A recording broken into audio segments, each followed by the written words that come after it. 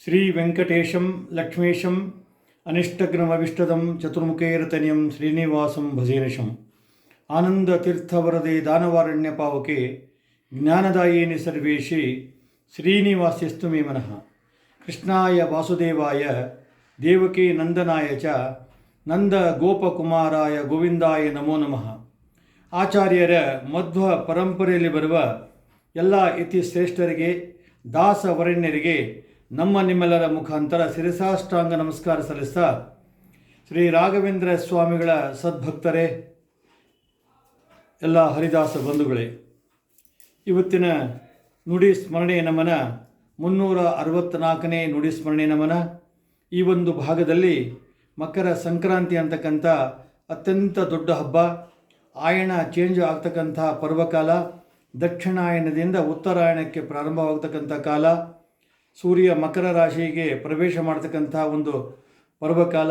ಈ ಕಾಲದಲ್ಲಿ ಬೆಳಗ್ಗೆ ಎದ್ದು ಎಳ್ಳನ್ನು ಹಚ್ಚಿಕೊಂಡು ಮೈ ತುಂಬ ಅದನ್ನು ಸ್ನಾನ ಮಾಡಿದರೆ ನಾವು ಅಂದರೆ ಆದಷ್ಟು ಸಮುದ್ರ ಸ್ನಾನ ಯೋಗ್ಯ, ನಂತರ ನದಿ ಸ್ನಾನ, ಬಾವಿ ಸ್ನಾನ.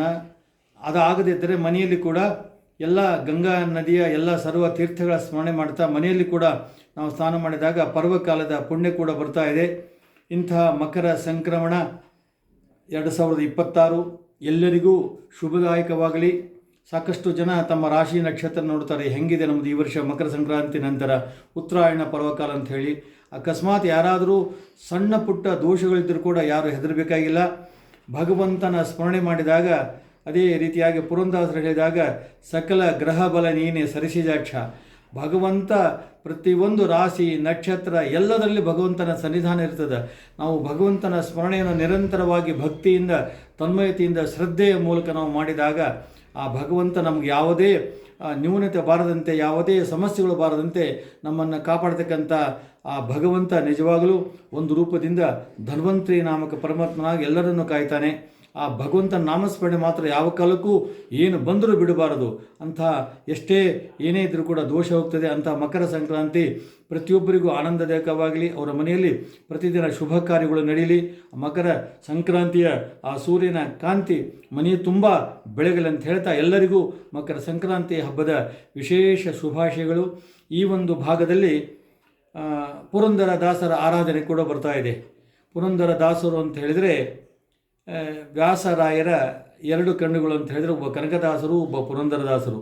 ಅಂದರೆ ಸಾಧಾರಣ ವ್ಯಾಸರಾಯರ ಗರಡಿಯಲ್ಲಿ ಸಾಧಾರಣ 24 ಐತಿಗಳು ಕೂಡ ಪಾಠ ಪ್ರವಚನ ಮಾಡಿಕೊಂಡು ಜೊತೆಗೆ ವ್ಯಾಸ ಸಾಹಿತ್ಯ ಜೊತೆಗೆ ದಾಸ ಸಾಹಿತ್ಯವನ್ನು ಅಭ್ಯಾಸ ಮಾಡಿದ ಪ್ರಮುಖರಲ್ಲಿ ಅಂತ ಹೇಳಿದರೆ ವಾದರಾಜ ತೀರ್ಥ ಶ್ರೀಪಾದಂಗಳವರು, ವಿಜಯೇಂದ್ರ ತೀರ್ಥ ಶ್ರೀಪಾದಂಗಳವರು ಮುಂದೆ ಯತಿಗಳಾಗಿ ಆ ಯತಿ ಕ್ಷೇತ್ರದಲ್ಲಿ ಕೂಡ ಒಂದು ಸಾಧನೆ ಮಾಡಿದಂಥ ಮಹಾಪುರುಷರು ವ್ಯಾಸರಾಯರ ಶಿಷ್ಯಂದಿರು. ಅವರ ಜೊತೆಗೆ ಪುರಂದರದಾಸರು, ಕನಕದಾಸರು ಕೂಡ ಅವರ ಗರಡಿಯಲ್ಲಿ ಬೆಳೆದವರು. ಕುಮಾರವ್ಯಾಸ ಕೂಡ ಅವರ ಗರಡಿಯಲ್ಲಿ ಬೆಳೆದಂಥ ಒಬ್ಬ ಸಾಧಕ. ನಾವು ಪುರಂದರ ದಾಸರು ಅಂತ ಹೇಳಿದರೆ ಅವರು ನವಕೋಟಿ ನಾರಾಯಣ ಆಗ್ಬೇಕಂತ ಹೇಳಿ ಸಾಕ್ಷಾತ್ ಭಗವಂತ ಮುಂದೆ ಬಂದು ನಿಂತರೂ ಅವನ ಕಡೆ ನೋಡ್ತಿದ್ದಿಲ್ಲಂತೆ. ನಾನು ದುಡ್ಡು ಗಳಿಸ್ಬೇಕು ಅಂತ ಹೇಳಿ ಅಕ್ಕ ಸಾಲಿಗರ ಒಂದು ವೃತ್ತಿಯನ್ನು ಆಗಿಸಿ ಪ್ರತಿನಿತ್ಯ ನಾನು ಎಷ್ಟು ಗಳಿಸಿದ್ದೀನಿ ಅಂತ ನೋಡೋದು, ಮನೆಗೆ ಹೋಗೋದು ಅಂತ ಕೆಲಸ ಮಾಡ್ತಿದ್ದ. ಪುರಂದರಗಡ ಅಂತಕ್ಕಂಥ ಮಹಾರಾಷ್ಟ್ರದಂತಂದರೆ ಪುಣೆಯಿಂದ ಸಾಧಾರಣ 18 ಕಿಲೋಮೀಟರ್ ದೂರದಲ್ಲಿರ್ತಕ್ಕಂಥ ಪುರಂದರಗಡ ಮೊದಲು ಅದು ಕರ್ನಾಟಕಕ್ಕೆ ಸೇರಿತ್ತು. ಹೀಗಾಗಿ ಆ ಗ್ರಾಮದಲ್ಲಿ ಜನಿಸಿರುವ ಅವರ ತಂದೆ ವರದಪ್ಪ ನಾಯಕ್ ಅಂತ ಹೇಳಿ, ಆ ವರದಪ್ಪ ನಾಯಕನ ಉದರದಲ್ಲಿ ಜನಿಸಿದ 4 ಜನ ಅವರು ಕೂಡ ಅಣ್ಣತಮ್ಮಂದರು. ಆ ಪುರಂದರ ದಾಸರ ಅವರು ಕೂಡ ತಂದೆಯ ವೃತ್ತಿಯಂತೆ ಶ್ರೀನಿವಾಸ ನಾಯಕನಾಗಿ ತಂದೆ ವೃತ್ತಿಯನ್ನು ಕೂಡ ಮುಂದುವರಿಸಿದರು. ಸರಸ್ವತಿ ಬಾಯಿ ಅಂತೇಳಿ ಹೆಂಡತಿ, ಅವರಿಗೆ 4 ಜನ ಮಕ್ಕಳು. ಕೊನೆಯವನೇ ಮಧ್ವಪತಿ ಅಂದರೆ ಅಭಿನವ ಪುರಂದರ ವಿಠ್ಠಲ ಅಂಕಿತದಿಂದ ಇವತ್ತಿಗೂ ಸಾಕಷ್ಟು ಸಂಖ್ಯೆಯಲ್ಲಿ ದಾಸ ಪದ್ಯಗಳನ್ನು ರಚನೆ ಮಾಡಿದ್ದಾರೆ. ಅಂಥ ಪುರಂದರ ದಾಸರ ಕಾಣಿಕೆ ಅಂತ ಹೇಳಿದರೆ ಅವರು ನವಕೋಟಿ ನಾರಾಯಣ ಅಂತ ಏನಾದರೂ ಇದ್ದರೆ ಇವತ್ತಿಗೂ ಯಾರ ಬಾಯಲ್ಲಿ ಅವರು ಇರ್ತಿದ್ದಿಲ್ಲ. ಯಾವುದೇ ಶ್ರೀಮಂತಿಕೆ ಇಲ್ಲದೆ ವೈರಾಗ್ಯವನ್ನು ತಾಳಿ ಭಗವಂತನಿಗೆ ಅರ್ಪಣೆ ಮಾಡಿ ದಾಸ ದೀಕ್ಷೆಯನ್ನು ಏನು ಪಡೆದರೂ ಇವತ್ತಿಗೂ ಅವರ ಹೆಸರು ಇವತ್ತಿಗೂ ಸಾಧಾರಣ ಒಂದು 600 ವರ್ಷ ಆದರೂ ಕೂಡ ಅವರ ಹೆಸರು ಯಾರಿಗೂ ಮರೆಮಾಚಿಲ್ಲ. ಪ್ರತಿಯೊಬ್ಬರೂ ಅವರ ಸ್ಮರಣೆಯನ್ನು ಮಾಡ್ತಾರೆ. ದಾಸರು ಅಂದರೆ ಪುರಂದರ ದಾಸರಯ್ಯ ಅಂತ ಹೇಳಿ ಸಾಕ್ಷಾತ್ ವ್ಯಾಸರಾಯರೇ ಶಿಷ್ಯನನ್ನು ಹೊಗಳಿ ಅವರು ಬರೆದಂಥ 4,75,000 ಸಾಹಿತ್ಯಕ್ಕೆ ಪುರಂದರ ಉಪನಿಷತ್ ಅಂತ ಹೇಳಿ ತಕ್ಕಡಿಯಲ್ಲಿಟ್ಟು ತೂಕ ಮಾಡಿದಾಗ ಪುರಂದರ ಉಪನಿಷತ್ತು ಭಾರ ಆತಂತೆ. ಅಂದರೆ ಸಾಕ್ಷಾತ್ ಗುರುಗಳ ಕಡೆಯಿಂದ ಹೊಗಳಿಸಿಕೊಂಡಂತಕ್ಕಂಥ ಮಹಾನುಭಾವರು ಪುರಂದರದಾಸರು. ಎಲ್ಲವನ್ನೂ ಸಾಕ್ಷಾತ್ ಭಗವಂತ ಪರೀಕ್ಷೆ ಮಾಡಿ ಕಡೆಗೆ ಪರೀಕ್ಷೆಯಲ್ಲಿ ಪಾಸಾಗಿದ್ದು ಮೊದಲು ಸರಸ್ವತಿ ಬಾಯಿ, ನಂತರ ಶ್ರೀನಿವಾಸ ನಾಯಕದಿಂದ ನೀನೇ ಧನ್ಯ. ಯಾಕಂತ ಹೇಳಿದ್ರೆ ನನಗೆ ದರ್ಶನ ಆಗಲಿಲ್ಲ, ನಾನು ನನ್ನ ಅಂಗಡಿ ಕೂಡ ಬಂದರೂ ಕೂಡ ನಾನು ಯಾರು ಅಂತ ಅವ್ರನ್ನ ನೋಡಲಿಲ್ಲ. ಆದರೆ ನೀನು ಮಾತ್ರ ನಿನ್ನಲ್ಲಿರ್ತಕ್ಕಂಥ ಮೂಗುತಿ ಕೊಟ್ಟು ಒಂದು ದಾನವನ್ನು ಭಗವಂತನಿಗೆ ಮಾಡಿ ನಿಜವಾಗ್ಲೂ ಉಪಕಾರವನ್ನು ಮಾಡಿದೀಯಾ, ನಮಗೆ ಕಣ್ಣು ತೆರೆಸಿದ ನೀನಂಥೇಳಿ ಆದದ್ದೆಲ್ಲ ಒಳಿತೇ ಆಯಿತು ಅಂಥೇಳಿ ಫಸ್ಟ್ ಹೆಂಡತಿ ಮೇಲೆ ಒಂದು ಸಾಹಿತ್ಯವನ್ನು ಪ್ರಯೋಗಿಸಿದಂಥ ಮಹಾನುಭಾವರು ಪುರಂದರದಾಸರು. ಹೆಂಡತಿ ಸಂತತಿ ಸಾವಿರವಾಗಲಿ ದಂಡಿಗೆ ಬೆತ್ತ ಹಿಡಿಸಿದಳೆ ಅಂಥೇಳಿ, ಅಂದರೆ ಆಕೆ ಏನಾದರೂ ನನಗೆ ಒಂದು ಕಣ್ಣು ತೆರೆಸದೇ ಇದ್ದಿದ್ದರೆ ಇವತ್ತು ನಾನು ದಂಡಿಗೆ ಬೆತ್ತ ಹಿಡಿತಿದ್ದಿಲ್ಲ, ದಾಸ ದೀಕ್ಷೆಯನ್ನು ತೆಗೆದುಕೊತಿಲ್ಲ, ವ್ಯಾಸರಾಯರು ಅಂತಕ್ಕಂಥ ಗುರುಗಳು ನನಗೆ ಸಿಗ್ತಿದ್ದಿಲ್ಲ ಅಂಥೇಳಿ ಆ ಪುರಂದರ ಗಡದಿಂದ ಹಂಪಿಗೆ ಬರ್ತಾರೆ. ಯಾಕಂದರೆ ಸಾಕಷ್ಟು ಅವರ ವೃತ್ತಿ ಜೀವನದಲ್ಲಿ ಕೂಡ ಸಾಕಷ್ಟು ಸಾರಿ ಹಂಪಿಗೆ ಬರ್ತಿದ್ದರು. ಅಲ್ಲಿ ಕೃಷ್ಣದೇವರಾಯನ ಆಳ್ಕೆ ಇತ್ತು, ಬಂಗಾರದ ವ್ಯಾಪಾರ ಮಾಡ್ತಿದ್ರು ಮತ್ತು ತಂಬೂರಿ ಹೋಗ್ತಿದ್ರು. ಆದರೆ ಈ ಸಾರಿ ಅವ್ರಿಗೆ ಹಂಪಿಗೆ ಬಂದಿದ್ದು ದಾಸ ದೀಕ್ಷೆಯನ್ನು ಪಡಲಿಕ್ಕೆ ಪುರಂದರ ವ್ಯಾಸರಾಯರು ಕೂಡ ಹಾದಿ ಕಾಯ್ತಿದ್ದರಂತೆ. ಒಬ್ಬ ಸಾಧು ಸಜ್ಜನ ಬರ್ತಿದ್ದಾನೆ, ಸಾಮಾನ್ಯ ವ್ಯಕ್ತಿಯಲ್ಲ, ನಾರದರ ಅಂಶ ಸಂಭೂತರು ನಮ್ಮ ಅಂಥೇಳಿ ಅವರಿಗೆ ಬಂದು ಅವರಿಗೆ ಪುರಂದರ ವಿಠ್ಠಲ ಅಂತಕ್ಕಂಥ ಅಂಕಿತ ಕೊಟ್ಟು ತಂಬೂರಿ ಕೊಡ್ತಾರೆ. ಅವರ ಕೊಟ್ಟ ಮೇಲೆ ದಾಸ ದೀಕ್ಷೆ ಪಡೆದು ವ್ಯಾಸ ಸಾಹಿತ್ಯಕ್ಕೆ ಎಷ್ಟು ಬೆಲೆ ಇದೆಯೋ ಅದರಷ್ಟೇ ಬೆಲೆ ದಾಸ ಸಾಹಿತ್ಯಕ್ಕೆ ಇದೆ ಅಂತ ತೋರಿಸಿಕೊಟ್ಟವರು ನಮ್ಮ ಪುರಂದರದಾಸರು. ಅದಕ್ಕೂ ಮೇಲ್ಪಟ್ಟಿಯಲ್ಲಿ ನಮ್ಮ ಭಾಗವತ ಸಂಪ್ರದಾಯ ಕೂಡ ಇತ್ತು. ಆಚಾರ್ಯರು ಮಧ್ವ ಬಂದಮೇಲೆ ದ್ವಾದಶ ಸ್ತೋತ್ರ ಕನ್ನಡದಲ್ಲಿ ರಚನೆ ಮಾಡಿದರು. ಅದಾದ ನಂತರ ನರಹರಿ ತೀರ್ಥರು ಕೂಡ 3 ಹಾಡುಗಳನ್ನು ಕನ್ನಡದಲ್ಲಿ ಮಾಡಿದರು.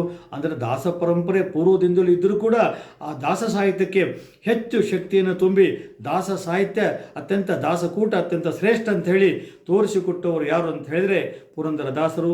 ಪುರಂದರದಾಸರ ಹೋಗದ ಕ್ಷೇತ್ರವಿಲ್ಲ. ಹೀಗಾಗಿ ಕೃಷ್ಣದೇವರಾಯ ಅವರಿಗಾಗಿ ಒಂದು ಮಂಟಪ ಕಟ್ಟಿಸಿದ. ಇವತ್ತಿಗೂ ಪುರಂದರ ಮಂಟಪ ಅಂತ ಹೇಳಿ ನಾವು ಕಂಗೊಳಿಸ್ತಾ ಇದೆ. ಆ ಒಂದು ಮುಂದೆ ಬರ್ತಕ್ಕಂತಹ ಮಹಾನುಭಾವರು ಒಂದು ಪುರಂದರ ದಾಸರ ಮೂರ್ತಿಯನ್ನು ಕಂಬದಲ್ಲಿ ಕೆತ್ತಿಸಿದರು.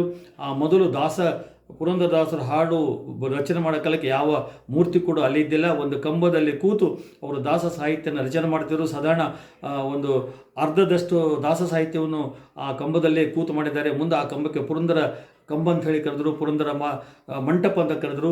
ಇವತ್ತಿಗೂ ನೀವು ಹಂಪಿಗೆ ಹೋದರೆ ಅದನ್ನು ನೋಡಬಹುದು. ಅವರು ತಮ್ಮ ಅಂತಿಮವನ್ನು ದಿನಗಳನ್ನು ಕಳೆದಿದ್ದು ಹಂಪಿ ಕ್ಷೇತ್ರದಲ್ಲಿ. ಹೀಗಾಗಿ ಅವರು ಕೂಡ ಭೌತಿಕ ದೇಹವನ್ನು ತ್ಯಜಿಸಿದ್ದು ಕೂಡ ಹಂಪಿಯಲ್ಲಿ. ಇವತ್ತೊಂದು ಮೇಲೆ ಹತ್ತಿದಾಗ ಒಂದು ಗಿಡ ಕಾಣಿಸ್ತದೆ, ಗಿಡದ ಬುಡದಲ್ಲಿ ಸಣ್ಣ ಕಟ್ಟೆ ಇದೆ. ಕಟ್ಟೆಯಲ್ಲಿ ಅವರ ಭೌತಿಕ ದೇಹ ಬಿಟ್ಟಿರ್ತಕ್ಕಂಥ ಸ್ಥಳ ಅಂತ ಹೇಳಿ ಅಲ್ಲಿಯ ಹಿರಿಯರು ಹೇಳ್ತಾರೆ. ಅಂಥ ದಾಸರ ಒಂದು ನಾಮಸ್ಮರಣೆ ಮಾಡತಕ್ಕಂಥ ಭಾಗ್ಯ ನಿಮಗೂ ಸಿಕ್ಕಿದೆ. ಯಾಕೆ ಎಲ್ಲ ಕಡೆ ಕೂಡ ದೊಡ್ಡ ದೊಡ್ಡ ಸಂಘ ಸಂಸ್ಥೆಗಳು ಕೂಡ ಅವರ ಹೆಸರಲ್ಲಿ ಪ್ರಶಸ್ತಿ ಕೂಡ ಕೊಡ್ತಾ ಇದ್ದಾರೆ. ಅಂಥ ಪ್ರಶಸ್ತಿ ಅಂದರೆ ಸಂಶೋಧನೆ, ದಾಸ ಸಾಹಿತ್ಯ ಸಂಶೋಧನೆ ಮಾಡಿದವರು. ಯಾಕಂತ ಹೇಳಿದ್ರೆ ಅವರ ಸಾಹಿತ್ಯ 4,75,000 ಹಾಡು ಬರೆದಿದ್ದರು. ನಮಗೆ ಸಿಕ್ಕಿರೋದು ಇನ್ನೂ 25,000ಕ್ಕೂ ಕಡಿಮೆನೇ ಸಿಕ್ಕಿದೆ ಅಂತ ಹೇಳಿದರೆ ಎಷ್ಟೋ. ಆದರೆ ಅವರ ಆಂಧ್ರದಲ್ಲಿ ಮುಕ್ತಲ್ ಗ್ರಾಮದ ಹತ್ತಿರತಕ್ಕಂಥ ಒಂದು ಗ್ರಾಮದಲ್ಲಿ ಅವರು ನುಡಿಸಿದ ತಂಬೂರಿ ಕೂಡ ನಾವು ಅಲ್ಲಿ ನೋಡಬಹುದು. ಒಬ್ಬೊಬ್ಬರ ಮನೆಯಲ್ಲಿ ಒಂದೊಂದು ವಸ್ತುಗಳು, ಒಂದು ಗ್ರಂಥಗಳು ಒಂದು ಕಡೆ, ಆದರೆ ತಂಬೂರಿ ಒಂದು ಕಡೆ, ತಾಳ ಒಂದು ಕಡೆ.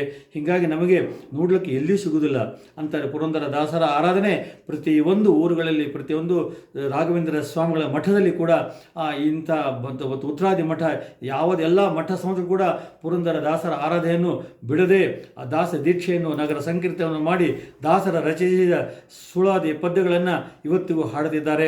ಅಂಥ ಪುರಂದರ ದಾಸರೆಂದರೆ ಪುರಂದರ ದಾಸಯ್ಯ ಅಂತಕ್ಕಂಥ ಒಂದು ನುಡಿಸ್ಮರಣೆಯನ್ನು ಮತ್ತೊಮ್ಮೆ ಮಾಡಿ ಇವತ್ತಿನ ನುಡಿಸ್ಮರಣೆ ಕೇಳಿದ ಪ್ರತಿಯೊಬ್ಬರಿಗೂ ಭಗವಂತ ಆಯುಷ್ಯ ಆರೋಗ್ಯ ಕೊಡಲಿ, ಅವರ ಮನೆಯಲ್ಲಿ ನಿರಂತರವಾಗಿ ಶುಭ ಕಾರ್ಯಗಳು ನಡೆಯಲಿ ಅಂತ ಹೇಳ್ತಾ ಮತ್ತೊಮ್ಮೆ ಎಲ್ಲರಿಗೂ ಮಕರ ಸಂಕ್ರಾಂತಿಯ ಶುಭಾಶಯಗಳೆಲ್ಲರಿಗೂ.